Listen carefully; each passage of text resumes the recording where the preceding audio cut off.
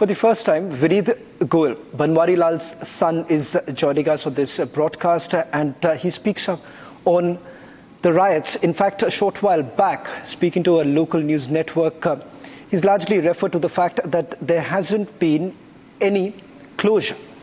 विनीत जी, बहुत बहुत धन्यवाद रिपब्लिक टीवी से बात करने के लिए। योगी आदित्यनाथ आपके पिताजी के बारे में जिक्र करते हैं। कई लोग ये कहते हैं कि आज तक सच्चाई निकल कर नहीं आ रही है। आज पहली बार जब योगी आदित्यनाथ ये इंटरव्यू के बाद कहते हैं कि सच्चाई आना बहुत जरूरी है, क्योंकि कई लोग हैं यूपी में आज भी इस पूरे मामले को लेकर सियासत कर रहे हैं।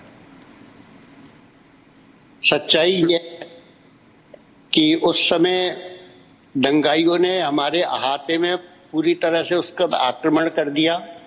मेरे पिता के साथ साथ उसमें 24 लोगों की बहुत निर्ममता पूर्वक हत्या की गई। हत्या भी इस तरह से की गई कि उनके पहले हाथ काट दिए गए, उनके पैर काट दिए गए, यहाँ तक कि बाद में गला काट दिया।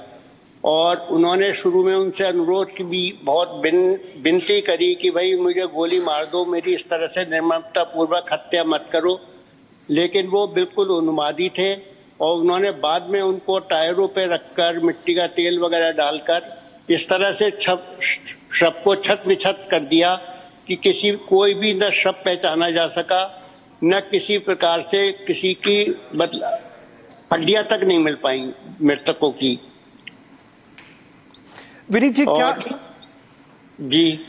क्या आप मानते हैं कि एक तरह से ये सच्चाई को छुपाने की कोशिश की जा रही थी, क्योंकि आज भी ये कहा जा रहा है कि कई सारे फाइल्स हैं इस पूरे मामले को लेकर, दंगे को लेकर, जिसे छुपा दिया गया है, इसके बारे में कोई जिक्र नहीं करते हैं, इस पे क्लोजर हो चुका था। इस पर ये सही है, लेकिन उनका इतना प्रेशर एक समुदाय का था कि जो लोग उसको लड़ना भी चाहते थे उस केस को, वो आगे उसमें गवाही और अन्य चीजों के लिए नहीं गए। दुर्भाग्य ये रहा कि जो ओम प्रकाश गर्ग एडवोकेट थे, मेरे बड़े भाई थे, वो केस को लड़ रहे थे और बड़ी निर्भीकता से लड़ रहे थे, लेकिन दुर्भाग्यवश उनका भी किस तरह की दबाव की बात कर रहे हैं विनीत जी? आप किस तरह की दबाव की बात कर रहे हैं? आप कह रहे हैं कि जब इस पूरे सुनवाई हो रही थी, इसको लेकर क्या कोई राजनीतिक दल इसके ऊपर दबाव बनाने की कोशिश कर रहे थे? राजनीतिक दल तो उस समय इतने ज्यादा प्रेशर नहीं कर रहा था, लेकिन एक समुदाय, मुस्लिम समुदाय बहुत प्रेशर कर रहा था। और जो उस समय तत्कालीन वहां पर डीएम थे फरत अली, उनका रोल बहुत ज्यादा खराब रहा। उन्होंने किसी भी तरह दंगे को शांत करने की कोशिश नहीं की और उस दंगे को आगे ही बढ़ाया, जिससे कि एक संप्रदाय को और छूट मिल गई और इतना बड़ा कांड हो गया।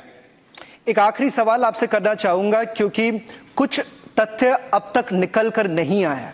आज आप क्या कहना चाहेंगे, क्योंकि आप पहली बार नेशनल टेलीविजन पर बात कर रहे हैं और इस पूरे मामले को लेकर आप बातचीत करने के लिए तैयार हो गए। आप क्या कहना चाहेंगे कि ऐसे क्या चीज है जो आज देश नहीं जानता है संभल के बारे में, और उस समय दंगे के समय जो हुआ उसे छुपाने की बात किया जा रहा था?